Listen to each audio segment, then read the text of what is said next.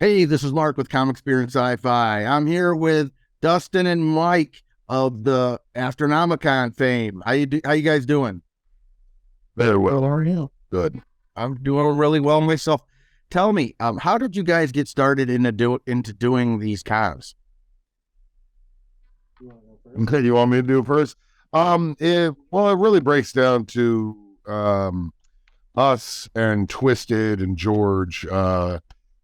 Just like like going to conventions. Like it's something we all grew up on. It's something that we enjoy doing ourselves in our personal time, and it got to a point where we figured, hey, you know what the heck? I think we can pull one of these off, and I think we'll make it better than anything we've been to thus far. So we set out to do that, and yeah, we're here in year 6, and you can see from our lineup this year that it's actually going very well.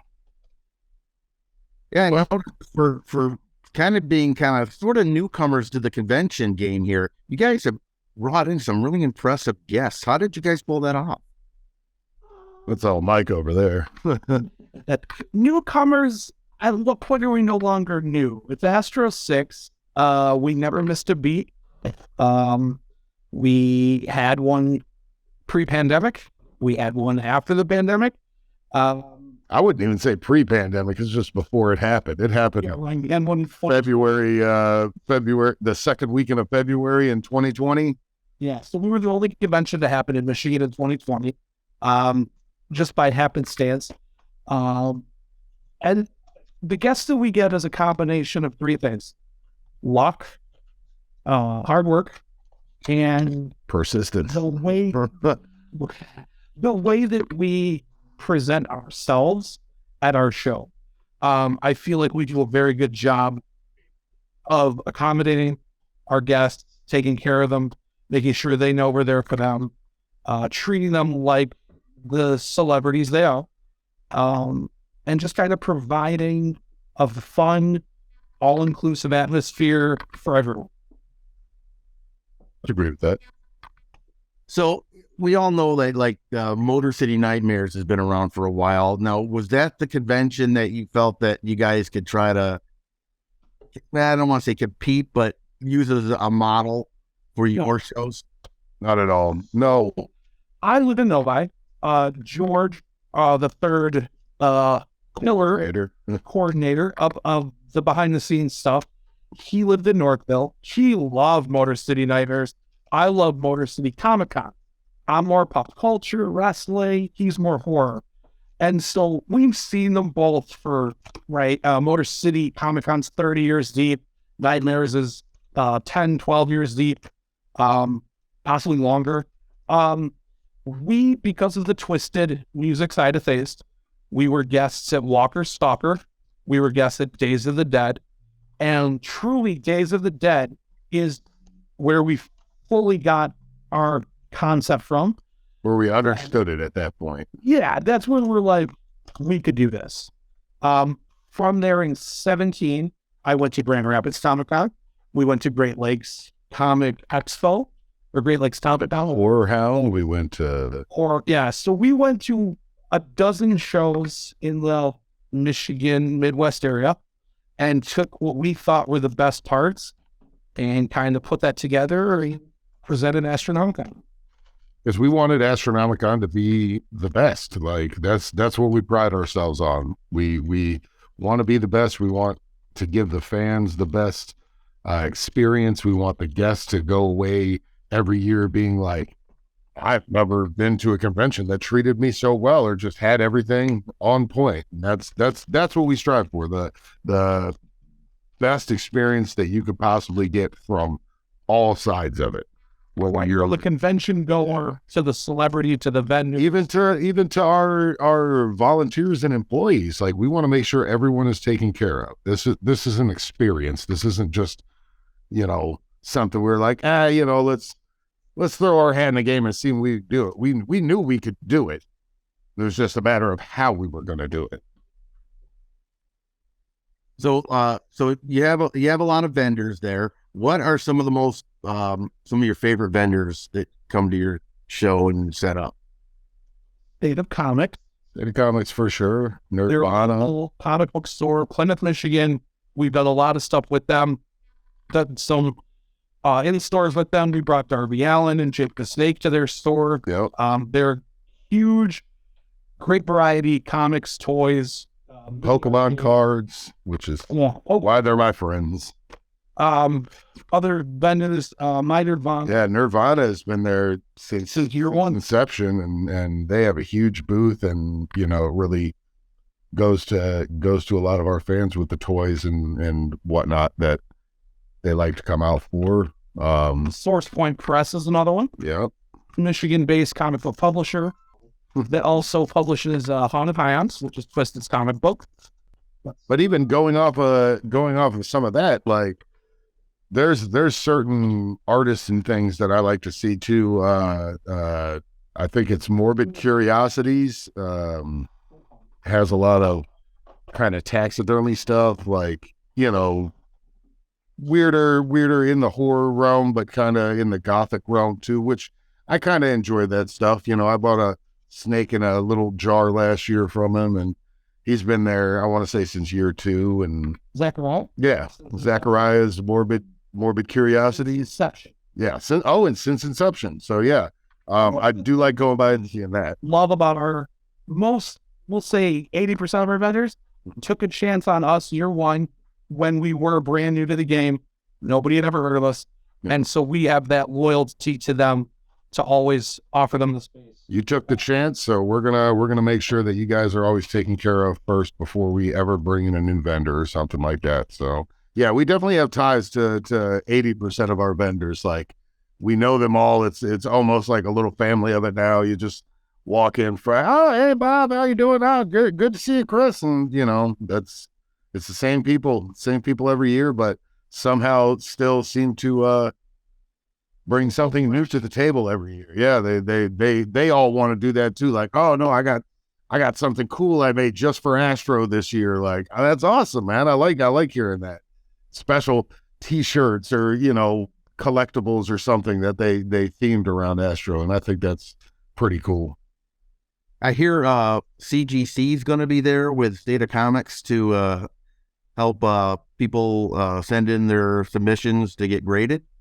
State of Comics is an authorized BGC facilitator, so they can witness autographs on comic books and get you that prestigious yellow label. They will submit your books for grading. They will handle everything top to bottom, ship it to CGC, and have it shipped directly back to your house. Heck, I have some stuff that I might take with me to your show. Yeah, right? Like, that's a good come up. And that's one of the main reasons that we, again, keep doing this and always try to get better. And in previous years, we've had CBCS. Shout out to Cody Lockwood. He will be in Seattle for Emerald City Comic Con that weekend. Oh, really? I didn't know Emerald was that same weekend. But yeah, CGC, I'm excited. I also just locked in JSA so they can witness and authenticate autographs on site for non-comic related items. Toys and such. Correct, sir. Pretty much anything that's not a comic. Non-comic related items. Good. So getting to the events you guys have planned, what do you have new this year that you haven't had in the past? I don't know that we've dropped the new ones yet. What new ones would New events? dropped? New events? What new ones would we imagine? Everything's been dropped. We dropped it all. Oh, well, you were talking the other day like we had something else. No, so last year we did Brews with Blaze for the first time. Successfully. We did Movie Night with Twisted for the first time. Super hit. What we do is we find things that work and see if there's ways to improve or expand upon them. Brews with Blaze last year was just hanging out, playing some games, having... It was a pre-party before the doors opened. We've added concerts to that. So for free, for anybody, Astronomicon or not, from 2 to 5 at Burke Manor, there's free concerts. It's a free event. Come in. You can get drinks. You can hang out. It's just making it bigger and better. The drinks are not free. Yes, the concert is free. The event is free. Entry is free. but the drinks are not free. I want to make that clear. Yeah, Mike said there was free drinks. And then, moving on with Twisted, right? It's sponsored by Imagine Entertainment. So, Royal Oak, Novi, Canton, those movie theaters provide free popcorn to everybody in attendance. It is free. It is a late night hangout party style event where we'll be playing. It's Dream Warriors. It's Nightmare on Elm Street 3. And so that'll just be another thing that we have going on. It's basically the concept of it is movies that Twisted those are their favorites. Those are my go-tos. I've seen it 80 times. And you go in there and you're with your friends and you get a little bit of commentary from them and it's almost like watching it with the riff tracks. Yeah, with the tracks on, but it's Jamie and Jamie and Paul. Yeah, 100%. So if you brought up Burton Manor, now I know you guys were there last year, and this is your third venue you guys been to. How did you guys come to finally laying there? They cold called us. So we would have not left the Sterling, the Wyndham. Yeah, we wouldn't have left. They made it cold. We love that venue. We love that staff. We love the East Side. There was just so many fun things and memories and just that was home. That was home. Oh. So coming out of COVID, unfortunately, they are no longer there. They're actually in the process of demolishing most of the building. Mm-hmm. We decided, hey, let's try to let's move it. Let's move a little bit. See where we can go. So we ended up in Ann Arbor. That was really corporate and not our style. They didn't care about the event. They didn't care about us. It was very cold.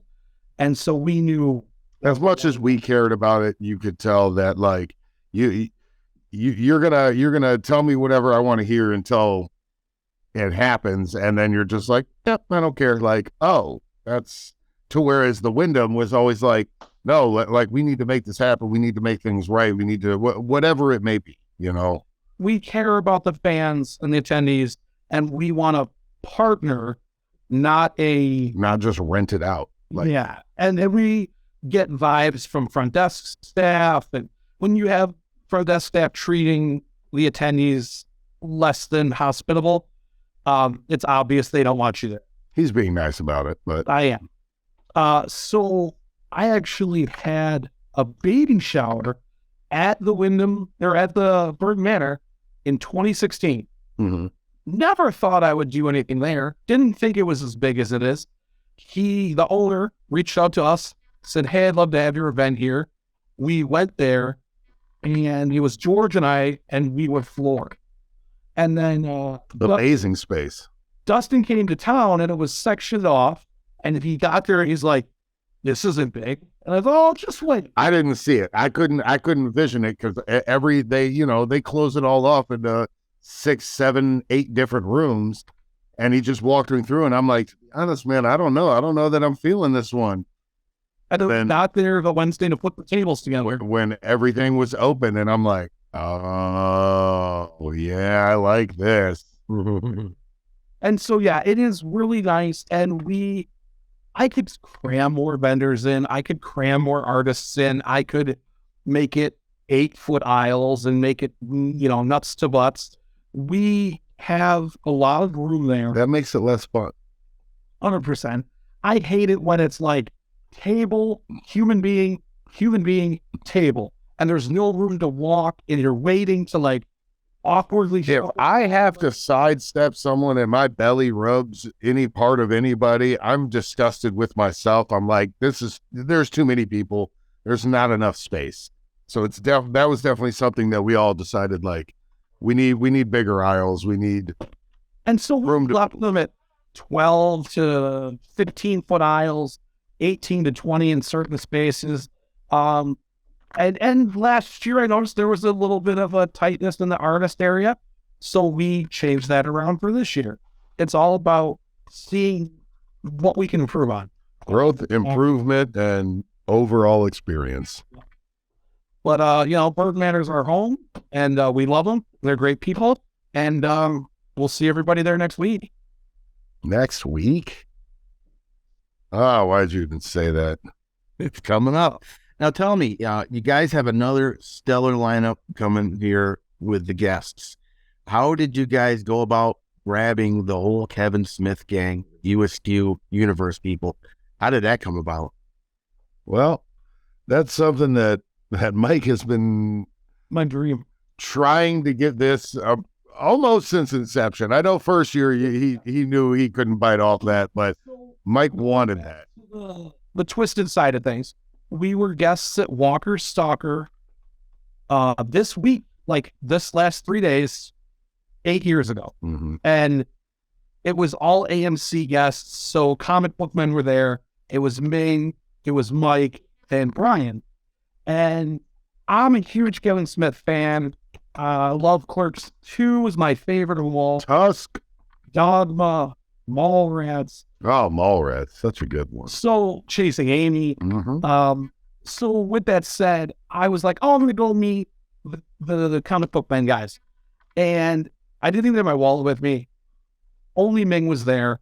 We start shooting the breeze, find out he's from Michigan. I'm from Michigan. We just talk it up. And so once Twisted was like, we got to have a con, I'm like, well, if it's pop culture, comic book men, we should have Ming Chen there. And so he was like my first guest where I'm like, let's book him. We booked him. It turned into a really good situation where he became friends with us almost immediately. Then we... Most hospitable person ever. Yeah, he's super friendly. He came and did the radio show and all that with us. Yeah. And then we got lucky enough that we were the first ever convention to book Jeff Anderson with Ryan O'Halloran. Mm-hmm. We had Ryan O'Halloran and Jamie's year one. They were like late additions the week of our event when we had lost a couple of guests. And so, again, it was when I say luck plays a part, it's because we were the first convention of the year. Mm-hmm. We booked Jeff Anderson, and thankfully he had a great experience. Yeah. So now you've got Ming and Brian and Jay and Jeff all like, oh, they do a nice job. We like that convention. And Like, Kevin, come on. and then so Just go. Ming, since year one, like my goal to like, we made it is to have Kevin. Yeah. And so once he started doing them, coming out of the pandemic, he did a bunch of fan expos. I saw him doing the Clerks convenience tour. Mm-hmm. I'm like, let's try. Let's get and try. Let's try. And so it came together where I'm like, let's book Clerks, let's book Ming, let's go and book Harley Quinn Smith because I feel like that could be fun. And again, it fits the mold, even if Kevin isn't available. And then Trevor and Austin signed on, and then the agent was like, you guys want to go for Kevin? Let's do it. And then we fell into Jason Lee. Which I am super excited for. You said Jason Lee. I'm like, no way. I know you're a huge Kevin mark, but Jason Lee, like, still in the Kevin universe, was always one that I thought was cool back in the day. So I'm very excited. Another one. Him Him was a road fan. So I'm like, let's try to get him even before Jason Lee was on the table. And so we'll be Jason Lee's second ever convention, first in the Midwest. Yep. And here we are. And it's going to be a good one. And with these guys, it could be your gateway to get Matt Damon and Ben Affleck one day. You know, he's talking Astro 7, and I like it. All right. And honestly, we've been trying to get Joey Lord Adams for a couple of years. We have. Reaching out to the AG, just discussing, seeing when it would work. What a perfect year, right? For that to come through as well. Absolutely. Stars aligned on that one. And I like, you know, we could talk about it all we want. Like there hasn't been a more exciting year than this year. Like, yeah, through the hallways of our offices, it's just like, and everybody's super prepared this year. Like, everything is done way in advance than we would normally have it done. Like, no, we're going to be on point. It's like, yeah. I agree with it. I see he doesn't agree with it because he always thinks, "Oh, wait, no, we're behind." Like, no, we're not behind, man. We're good. It's going good. So, Like, if you could see my desk, it is a clutter of just I would always like that. papers and nervousness. Yes, I can smell the nervousness. Hey, let's also talk about some of your other guests. You got John Lovitz coming in. I mean, does he? That's a bucket list on him. He needed that. Just little personal fun things that we do, even if nobody else cares. But I think We care. the stuff that we're into is kind of the stuff that a lot of the Astronomicon attendees are into. And so that's why it's kind of easy for us to put these together from a guest standpoint, because it's like whatever we may think is cool, someone else is going to think is cool. And John Lovitz is like a sleeper, right? Like, Yeah, super sleeper. yeah. Yeah, you are going to get a lot of people from like the 80s that are going to show up to this because, yeah, that a lot of SNL fans, and I'm excited to see him. In the 90s too with the critic. That was a cartoon I for sure watched. And his best roles are all He was on Seinfeld. a league of their own. Oh my God, he was in a League of Their Own. He was the scout. Oh, Right? Friends, it was on Friends. tartlets. And he had the great character on Saturday Night Live. The guy, I forgot his name. He was the liar. He was like, yeah, that's the ticket. Yeah, yeah. Yeah. Yes, he's a sleeper for this show. We always do well with horror. Mm-hmm. And we always do well with wrestling. Trish Stratus. Trish Stratus. Come on. ECW. I'm excited for that. Sandman. Reunion. Yep. But yeah, so going back to it, like, that's why Nightmares, Motor City Comic Con, we don't really follow those molds because we combine all the fandoms into one. We have a great selection of horror. We have a great selection of wrestling, pop culture.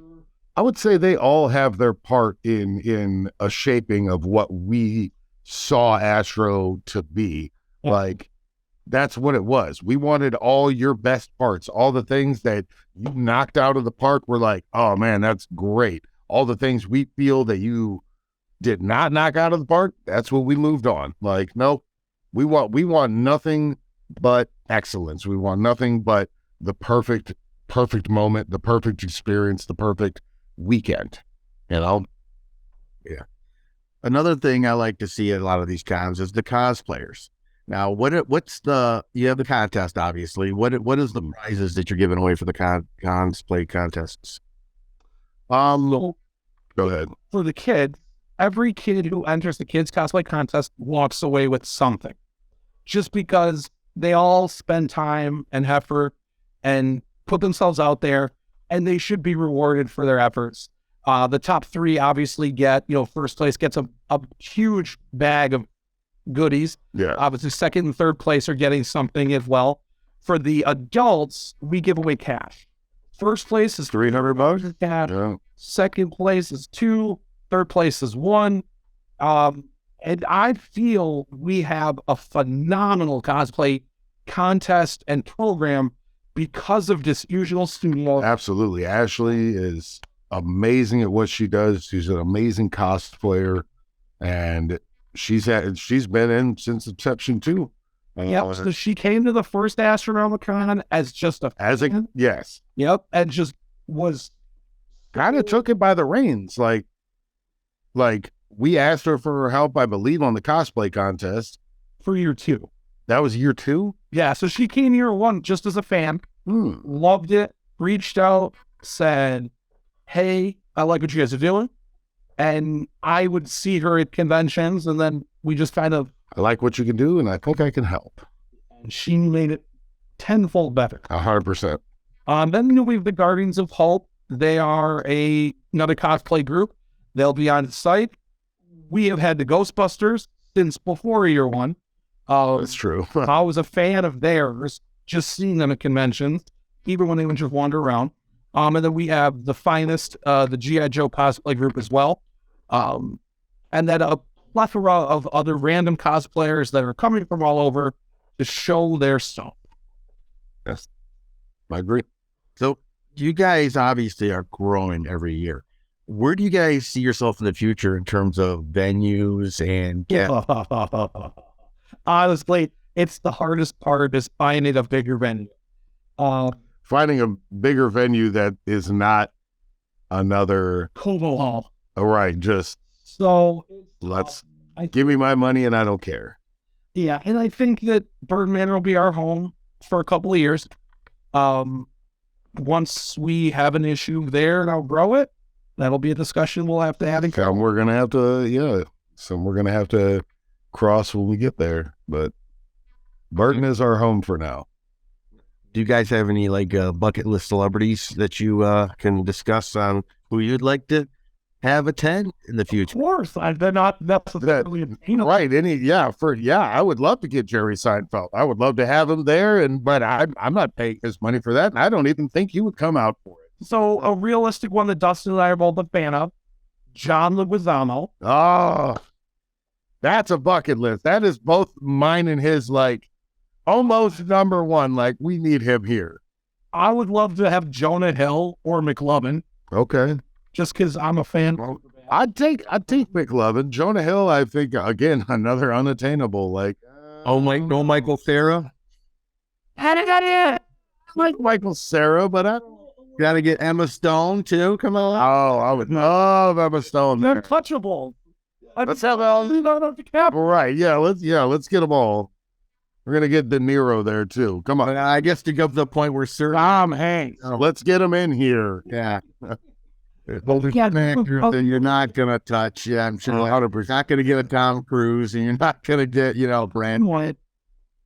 No, but there's a realistic bucket list, and then there's obviously everybody's whole. You're not gonna get right. Whatever, right? But yeah, John Leguizamo is realistic and on our list. Cassandra Peterson, she was just in Michigan last year. Alice Cooper, same thing, both realistic and on our lists.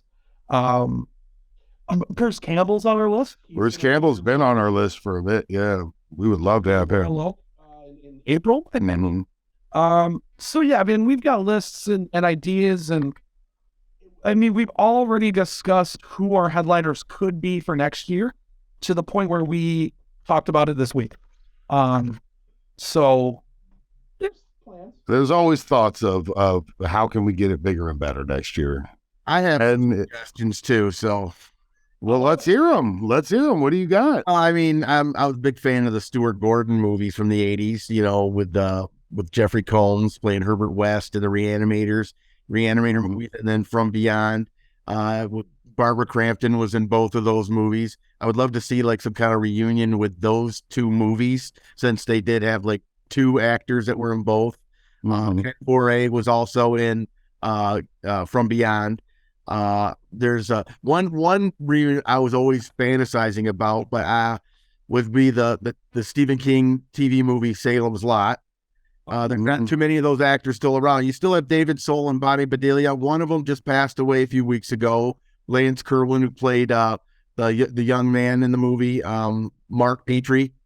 And I believe the two guys that played the Glick Boys are still alive. But then most of the other actors are all passed on because they were much older when the movie was made. But that's one of those reunion movies I would have loved to have seen. I know they've done reunions for like Aliens and Return of the Living Dead. I would like to see speaking of you got Doug Bradley showing up for this one. I would have liked to have seen more of a reunion of those Hellraiser actors with Andrew Robinson and Ashley Lawrence. There's so many. And you think that like a Thing, John Carpenter's Thing reunion. Now he's another one. John Carpenter. Would you be able to? He's definitely on the list. We reached out. We would love to see like some of those guys from that. A lot of those guys are still alive from the Thing. So I mean, obviously you're not going to probably get Kurt Russell, but there's a lot of the supporting actors on. Don't say never. We are Astronomicon. All right. Well, I hope I'm wrong. I know Kurt. I'll text him and see if he'll come out. He's just a busy man. Get him. And some of the other actors like Keith David and Richard Masser, he was just at Motor City Nightmares last year. And there's a few of the other guys. I believe TK Carter? He's, Mhm.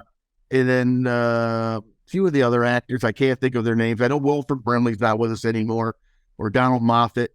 But I would have loved to have Wilford Brimley. I know that. Or just to get him to say diabetes, Right. Can you comb your mustache for me and look at me discerningly? Like, I wanted to go swimming with him like Cocoon. yeah. Oh yeah, that would have been a cool event. Now that's the kind of event you guys have to set up, where you create a scene from one of the celebrity favorite movies. Swimming with Brimley. Wait, is Kohlberg in that version? Gutenberg is too. Kohlberg's still around. We do a beast. Swimming with Gutenberg? Even I think Raquel Welch's daughter, who just recently passed away, Raquel daughter played with Tawny Welch, was the female love interest alien in Cocoon. Oh, okay. She's still around. I don't believe. No, so I'm following a lot of conventions, and I'm more of a pop culture wrestling guy versus horror. But I saw one, I think in Pennsylvania, where it was a Perfect Strangers reunion. Oh, wow. That's a good show. If you're a late 80s, early 90s sitcom, That is niche. That is. Balky Bartokovus. Oh, I would love to be Balky. Oh yeah. So like, And I forgot the actor's name who played his roommate in it, but he Mhm. played She-Hulk's father in the new She-Hulk movie. oh yeah, Oh, The She-Hulk show. the lawyer show. I think it's Mark. Mark, yeah. Yeah. I just could never remember his name because he was the least famous of the two. Oh, absolutely. He's cousin Larry. And he wasn't in Beverly Hills Cop. Wow, touche.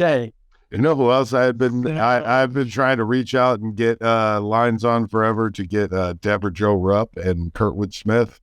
Oh, I would love it.